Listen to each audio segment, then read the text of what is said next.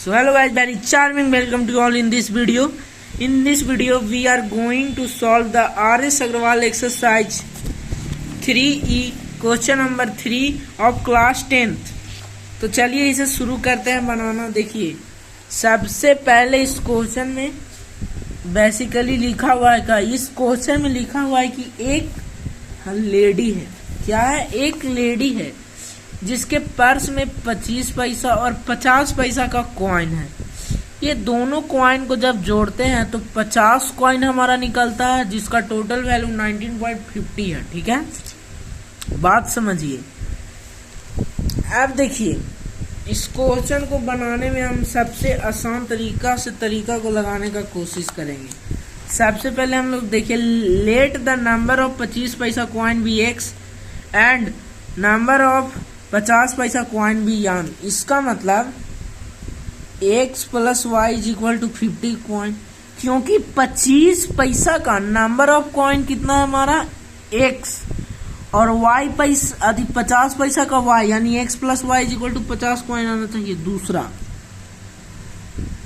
25 पैसा के x coin और 50 पैसा के y कॉइन का अमाउंट कितना होगा 19.50 बाई 100 होगा, क्योंकि देखिए 25 पैसा का एक कॉइन है और x नंबर ऑफ कॉइन है 25 पैसा का, तो उतना अमाउंट होगा उसका।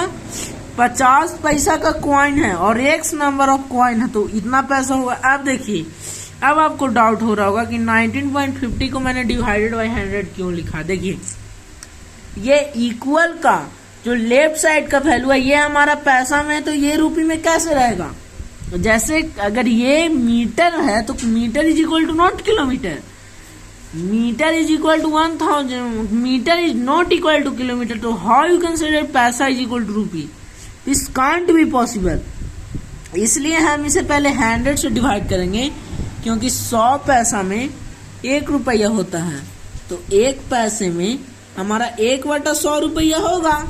उसी प्रकार इसको डिवाइड कर देंगे, तो 25x plus 50y is equal to हमारा आ जाएगा 1950 and x plus 2y is equal to 78 आ जाएगा। अगर आप इसे फर्दर डिवाइड कीजिएगा तो 19.50, क्योंकि यहाँ से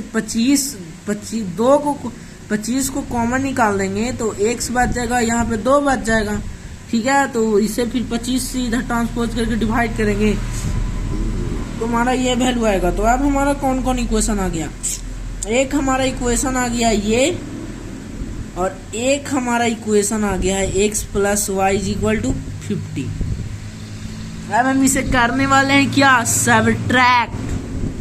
ठीक है, सबट्रैक्टिंग, यानी ये माइनस, क्योंकि सबट्रैक्ट करने पे साइन का वैल्यू चेंज हो जाता है। तो y इज इक्वल टू हमारा कितना आ गया 28। y का वैल्यू हमारा 28 मिल चुका है।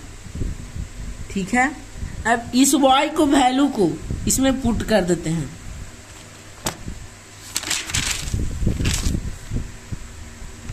Putting value of y in equation x plus y is equal to 50। हमारा x प्लस y का वैल्यू हम लोगों ने 28 निकाला है 50, तो x is equal to 50 minus 28, तो x इज इक्वल टू हमारा 22 आ गया। यानी हमारे पास x किसका है? तो 25 पैसा का कितना नंबर ऑफ कॉइन है 22 और 50 पैसा का 28। ठीक है, क्योंकि